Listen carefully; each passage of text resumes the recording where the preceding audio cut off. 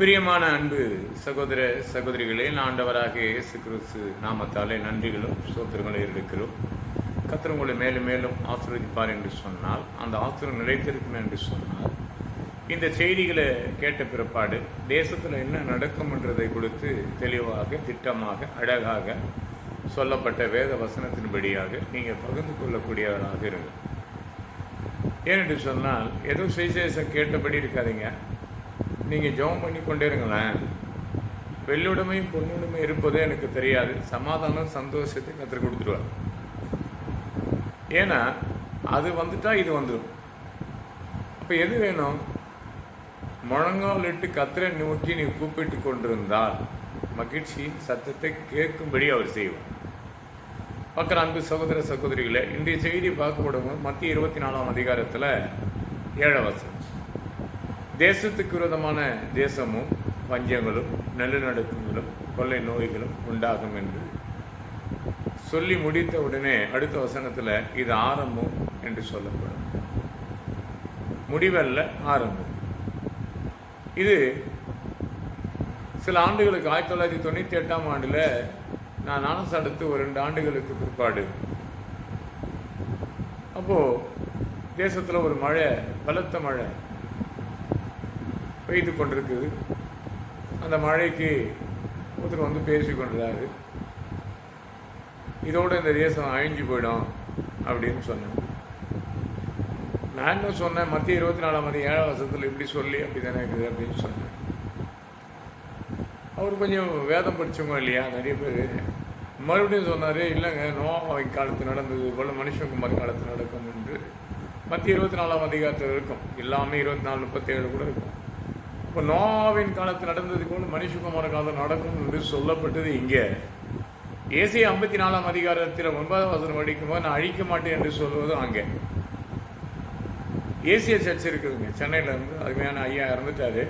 அவர் சொன்னார், ஏலியை கொடுத்து ஒரு அடி பிரசங்கித்து கொண்டிருக்கும் போது சொன்னார், ஒருவர் மறுமொழியை சொன்னார் என்றதுக்காக பதில் சொன்னார், இது இருபுறம் உள்ள கட்டப்பட்டையும் எந்த பக்கம் வேணால் வெட்டோம்னார்.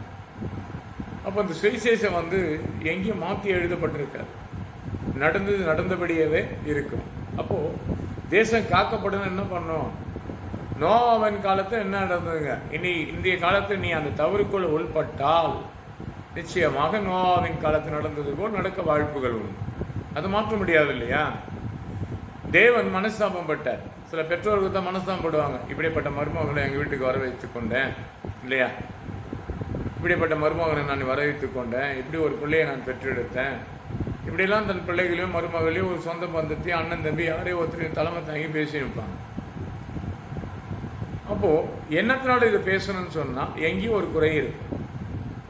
இப்போ மனஸ்தாபப்படுறோம் இல்லையா? நம்ம யாரை கொடுத்து மனஸ்தாபப்படும்? ஆண்டவர் இந்த உலகத்தை உண்டாக்குனதுக்கு மனஸ்தாபப்பட்டார். அப்போ நோவாவின் காலத்தில் ஒரு பெரிய பிரச்சனை வந்து அழியக்கூடிய சூழ்நிலை ஏற்படுத்தி அநேகர் அழிஞ்சி மறுபடியும் மனுஷர்கள் உண்டாக்கி தேவன் இம்மட்டும் நடத்தி கொண்டிருக்கிறார். அதுன்னு உண்மை. பார்க்குற அன்பு சகோதர சகோதரிகளை, இன்றைக்கி இத்தனை பிரேயரை பார்க்குறீங்க. மத்திய புத்தகம் 24ஆம் அதிகாரம் 7ஆம் வசனத்தின்படி இல்லையா, ஏசாயா புத்தகத்தில் 54ஆம் அதிகாரம் 9ஆம் வசனத்தின்படி 10வது சொல்லுவார், மலைகள் விலகினாலும் பருவதங்கள் நிலை குறைந்து போனால் என் கிருபை உங்களை விட்டு விலகாது. நிச்சயமாக விலகாது. கர்த்தர் நம்மளை காத்து கொண்டே இருக்கார், நடந்து கொண்டிருக்கிறார். நம்மளுடைய ஜெபம் இல்லையே சொல்லுவாங்க. நான் டெய்லியும் ஜெபம் பண்ணுறேங்க. உன் ஜெபங்கள் வந்து மற்றவன் பார்த்து போராமை கொள்ளக்கூடியவராக இருக்கணும் இல்லையா? தானியேல் புத்தகத்தை படித்தா நம்ம வந்து தானியேல் பார்த்தீங்கன்னா தேசத்தில் ஒரு ராஜாவுக்கு ஏற்பட்ட சொப்பனத்தை வெளியரங்கமாக சொல்லி மறைப்பொருளை வெளிப்படுத்தி சொல்லக்கூடிய ஒரு தானியேல் தேவனுக்கும் அவனுக்கும் இருக்கிற தொடர்பை விட்டு விலக மாட்டான். தேசத்தில் அநேக விதமான பிரச்சனை வரும். ஜெபிக்க முடியாத பிரச்சனை வரலாம், வேறு படிக்க முடியாத பிரச்சனை வரலாம், சுவிசேஷம் கேட்க முடியாத பிரச்சனை வரலாம். இதெல்லாம் பார்த்தீங்கன்னா நான் ஆண்டவர் ஏற்றுக்கொள்ளப்பட்ட காலங்கள் இருந்து ஆண்டவர் எப்போ என்ன தெரிந்து கொள்ளப்பட்டார்? யோவான் புத்தகத்தில் இருக்கும் 15-16 நீர் என்ன தெரிந்து கொள்ளவில்லை, நான் தான் உன்னை தெரிந்து கொள்ள. நாம் சொல்லி நடப்போம், இப்போ தாங்க நான் ரசிக்கப்பட்டேன். இல்லை, கர்ப்பத்தில் நீ இருக்கும்போது தேவன் உன்னை தெரிந்து கொள்ளப்பட்டிருக்கிறார். இல்லைன்னா அவ்வளோ சீக்கிரம் நீங்களாம் நினைக்கிற மாதிரிலாம் கிடையாதுங்க. எல்லாம் ஒரு காரியம் சொல்லி வருவாங்க. அப்படி கிடையாது. நான் இந்த ஒருத்தர் சொல்லுவாங்க, இவரை திருமணத்துக்கு பிற்பாடு தான் நான் இந்த கிறிஸ்துக்குள்ளே வரக்கூடிய ஒரு சூழ்நிலை ஏற்பட்டது. இல்லைங்க, கர்த்தருடைய திட்டங்கள் சரியாக நேர்த்தியாக அழகாக இருக்கும். அப்போ என் ஆண்டவராக இயேசு கிறிஸ்து சொல்லுகிற ஒவ்வொரு விஷயங்கள் கேட்கும்போது தேசத்தில் பஞ்சம் வராத இருக்கு நம்ம என்ன பண்ணணும்? அப்போ நோவாவின் காலத்தில் என்ன நடந்தது? மத்திய புத்தகத்தை 6ஆம் அதிகாரம் 6ஆம் வசனம் படித்தேன்னு சொன்னால், மனுஷன் செய்கிற பாவத்தை பார்த்து தேவன் மனஸ்தாபம் பட்டாராம். அதுக்கப்புறம் தான் தேசத்தில் வர ஒவ்வொரு பிரச்சனையை கண்டு தேசத்தை அழிக்கக்கூடிய ஒரு சூழ்நிலையை ஏற்படுத்தினார். இப்போ வாழ்க்கையில் பார்த்தீங்கன்னா இன்றைக்கி நிறைய பிரச்சனையை தொடர்ந்து பயணித்து கொண்டிருக்கிறோம். எல்லாத்துக்கும் ஒரு பிரச்சனை சொல்லி கொண்டே இருக்கிறோம் இல்லையா? ஒரு ஆண்டுகள் பார்த்தீங்கன்னா பெரிய ஒரு நிலநடுக்கம் போல் ஏற்பட்டது. 2004ஆம் ஆண்டு நினைக்கிறேன். அந்த நிலநடுக்கத்துக்கு பிற்பாடு மறாண்டு ஒரு பிரச்சனை போகுதுங்க. என்ன பிரச்சனை போகுதுன்னா, ஒரு ஆர்ச்சி சர்ச் இங்கேருந்து ரொம்ப தொழில் சிட்டிலேருந்து நிறைய ரொம்ப வருஷத்துக்கு ஒரு முறை நிறைய ஜனங்க அந்த பகுதி கடந்து போயிடுறோம். அங்கே கடலோரம் இருக்கிற அந்த ஆர்ச்சி சர்ச்சை பார்க்க போய் வந்தவங்க நிறைய தண்ணினால் பாதிக்கப்பட்டார் என்று சொல்லி கூட பார்த்தோம். அப்போ சொன்னாங்க, இது கடைசி காலம். இந்த கடைசி காலன்ற வார்த்தை சொல்லிக்கொண்டே இருப்பது ஒரு சிலருங்க என்ன பண்ணிட்டாங்க, ஈஸியாக அதை மெத்தட் பண்ணுவாங்க. ஆனால் சொன்ன வார்த்தை பொய்யா வரல. ஆரம்பம் தான், இது முடிவே இல்லை. மத்திய புத்தகத்தில் ரொம்ப தெளிவாக இருக்கும். 24ஆம் அதிகாரத்தில் 7ஆம் வசனத்தில் தேசத்தில் என்ன நடக்குன்றது ஃபுல் கன்ஃபார்மு. 8வது சொல்லுவார், இது ஆரம்பம் தான், முடிவே இல்லை. அப்போ ஆரம்பிக்கும் போது சொல்லிப்பா, இதுமாதிரி நடக்க போகுதுப்பா, நீ என்ன பண்ண போகிற? ஜெபம் பண்ணு. ஜெபம் பண்ண இல்லையா? ஜெபிப்பது கிடையாதுங்க. இன்றைக்கி சுவிசேஷத்தை அறிவிப்பட்டு உன்னுடைய பிரச்சனையை சொல்கிறதுக்கு 70% இல்லை 90% அதை தான் பேசிட்டு இருப்பான். இப்போ கடவுள் சமூகத்தில் ஜெபிக்கணும் இல்லையா? ஜெபம் இருக்கணும். தானியேலுக்கு அந்த ஜெபம் இருந்ததுங்க. நிறைய போராட்டத்தின் மத்தியில் மதமாற்ற சட்டத்தை கொண்டு வந்தாலும் ஜெபிக்கக்கூடாது, தேசத்தில் இப்படி இருக்கணும் அப்படி இருக்கணும் ஒரு கட்டளை கொண்டு வந்தான். தானியேல் தான் வீட்டு மேலே 3 வேளையும் ஜெபித்து கொண்டிருந்தான். அதை உற்று பார்த்து ஒருவன் மறையிலிருந்து ஒலித்து பார்த்து அவனை காட்டி கொடுக்கப்பட்டான். சிங்கத்தின் குழியில் அகப்பட்டான் இல்லையா? தானியேல் புத்தகத்தில் 6ஆம் 21ஆம் வசனம் படித்தவன். எல்லாம் என்ன நினச்சிங்கன்னாங்க, சிங்கத்தில் போனவன் அழிஞ்சு போடுவான். தன்னை நோக்கி கூப்பிடுகிற பிள்ளைகள் தேவன் விடுவித்து காத்துக்கொள்வார். அதை தான் சொல்லுவார் உபாகம் 7:21. அதை கண்டு நீ பயப்படாதே, உன் தேவனா கர்த்தர் உனக்கு வல்லமையும் அவர் பயங்கரமான தேவன். இதை தான் சோளிங்கர்லேருந்து ஒரு பாப்பா என்கிட்ட அவங்க தாயாரை கொடுத்து விண்ணப்பத்துக்காக சொல்லும் போது எனக்கு தேவன் வெளிப்படுத்தின வசனம் அந்த உபாகம் 7:21 தான். அப்போ உபாகம் 7:21 22 பட்சம் ரொம்ப நாள் கொஞ்சம் கொஞ்சமாக உன் பிரச்சனை விட்டு விலகுன்றார். பார்க்குற அன்பு சகோதர சகோதரிகளை, கொஞ்சம் கொஞ்சமாக உன் கடன் தொல்லை விலகும், கொஞ்சம் கொஞ்சமாக உன் மனநோய் நீங்கி போகும், கொஞ்சம் கொஞ்சமாக உன் நோய் உணவு விலகும். இப்படி கொஞ்சம் கொஞ்சமாக உன் பிரச்சனை தீரும். ஆனால் கொஞ்சம் கொஞ்சமாக நீ அறிக்கை செய்து கொண்டே இருக்கும். நீதிமொழி புத்தகத்தில் அழகாக இருக்கல 87. அப்போ அநேக காரியத்தை பார்ப்போம், அநேக இடங்களை பார்ப்போம். அப்போ நீதிமொழி புத்தகத்தில் சொல்லப்பட்ட வசனங்கள், பாவங்களை மறைக்கின்ற வாழடி மாட்டான், அறிக்கை செய்து விடுவோன்னா இரக்கம் பெறும். தேசத்தில் பஞ்சம் வராது இருக்கணுமா, நிலநடுக்கம் வராது இருக்கணுமா, கொள்ளை நோய் வராது இருக்கணுமா, அறிக்கை செய்து நீ விட்டால் நிச்சயமாக நடக்கும்.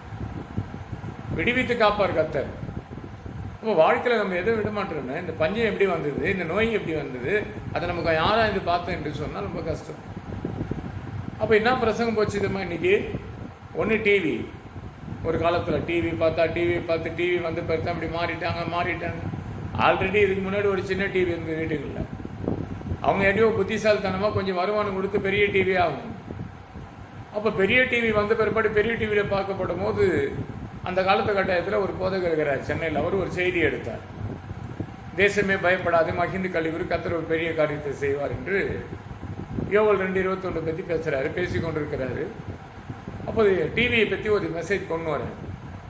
அவர் கொண்டு வர செய்யணும் பிடிக்கும். அவர் வேறு கதைலாம் பேச மாட்டார். அமெரிக்கா தேசத்தில் நடந்த பிரச்சனை எப்படி பார்த்தீங்கன்னு கேட்டேன். சொல்லுங்கள், அதுக்கு பதிலே சொல்ல முடியல எங்களால். இந்த டிவி இருக்கிறதுனால தான் உன்னால் பார்க்க முடிஞ்சுது. அந்த காலத்தில், அப்போ நான் சொல்கிற காலத்தில் செல்ஃபோன் கிடையாது. என்ன பண்ணாங்க அமெரிக்கா தேசத்தில் இவ்வளோ பெருக்கார் ஒரு கிறிஸ்துவ நாடாச்சு, எப்படி நடந்ததுன்னு கூட ஒரு சிலர் பேசினாங்க இல்லையா? வாலிப பருவம் நமக்கு அப்போ சொல்லப்படுமோ அப்படியே விட்டு அவங்களே பார்த்து கொண்டு இருந்தேன். நான் சொல்லலாமா சொல்லக்கூடாதா அப்படின்னு சொல்லி. ஏன்னா எல்லாம் படிப்பாளிங்க, நானும் உள்ளவர்கள் நல்ல படிப்பாளி. அப்போ இந்த படிக்காத காரியத்தை சொல்கிறத ஏற்றுக்குவாங்களான்னு கேட்டால் கொஞ்சம் கஷ்டம் தானே.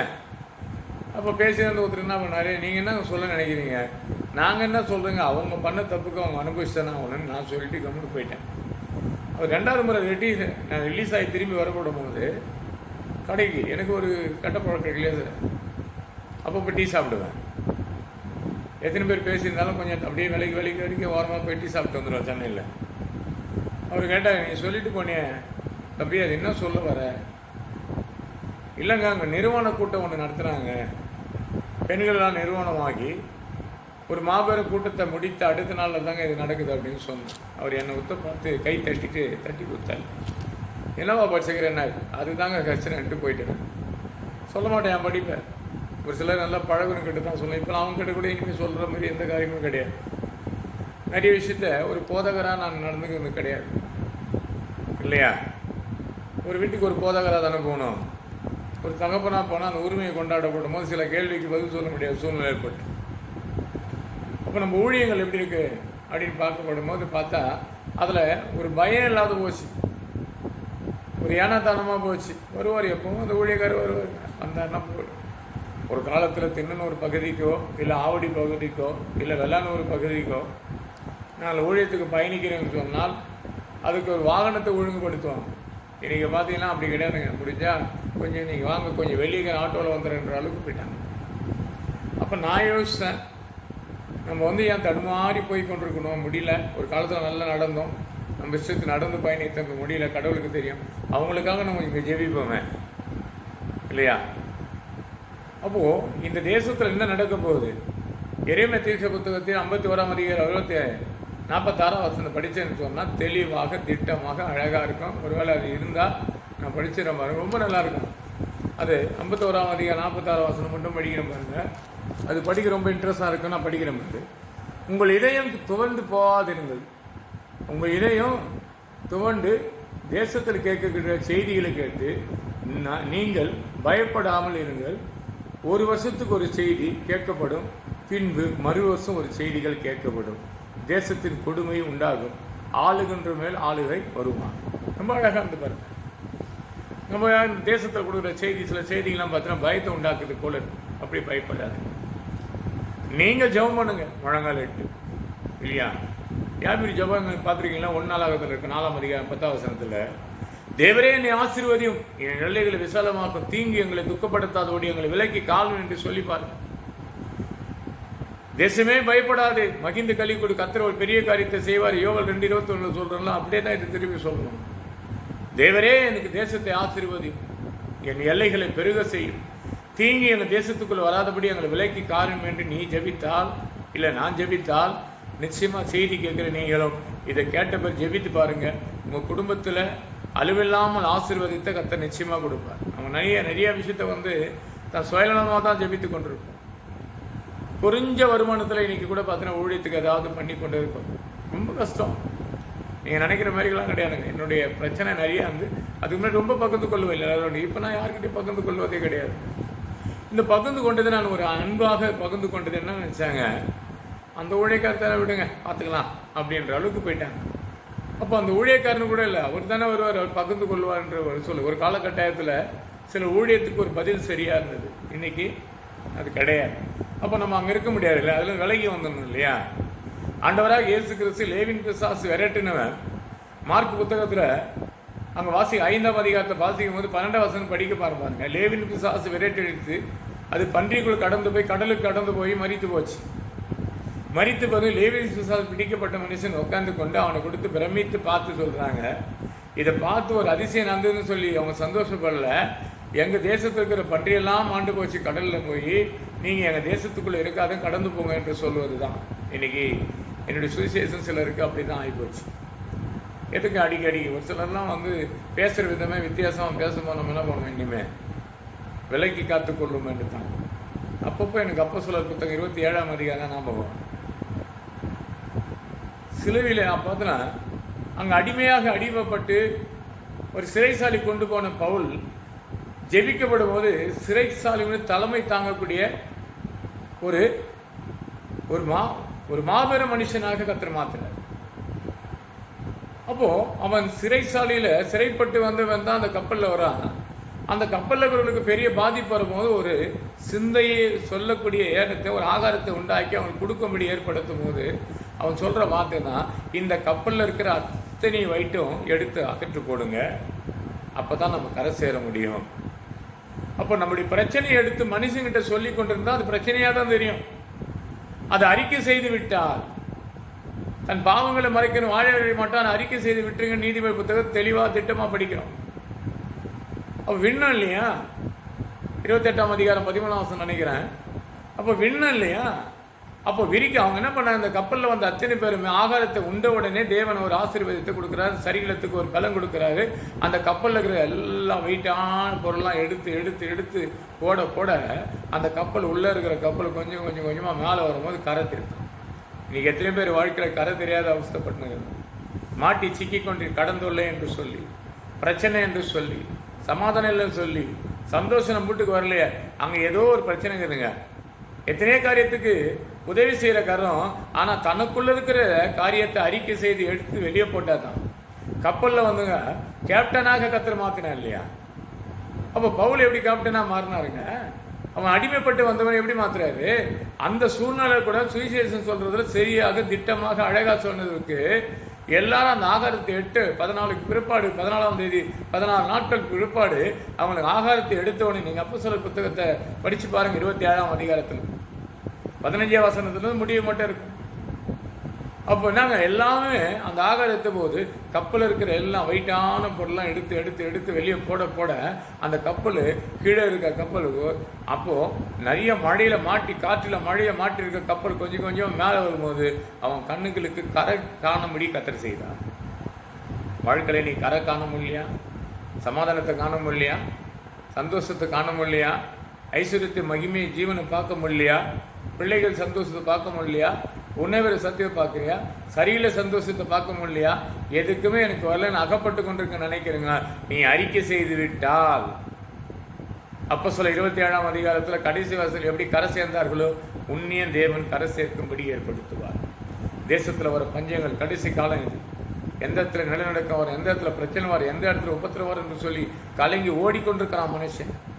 கத்தரிடத்தை திரும்பு, உன் சிறையிருப்பை கத்தர் மாற்றும். கத்தரது வார்த்தையில் ஆசிரியப்போம். ஜெபம் பண்ணுவோமா? என் அன்பா நேசிக்க நல்ல பிதாவே, இப்படி கிருபைக்காக சோதரிக்கிறோம், இப்படி வல்லமைக்காக துதிக்கிறோம், போற்றுகிறோம். சகல நன்மையை கொடுத்து எங்களை ஆசீர்வதித்துக்கிறோம். எங்களை எல்லைகளாம் விசாலமாக்கி இந்த சபை தளம் போடு நம்மப்பா உதவி செய்வோம். நாம் முக்கியப்பட்டு பெரிய கிருஷ்ணன் பிதாவும். ஆமேன், ஆமேன், ஆமேன்.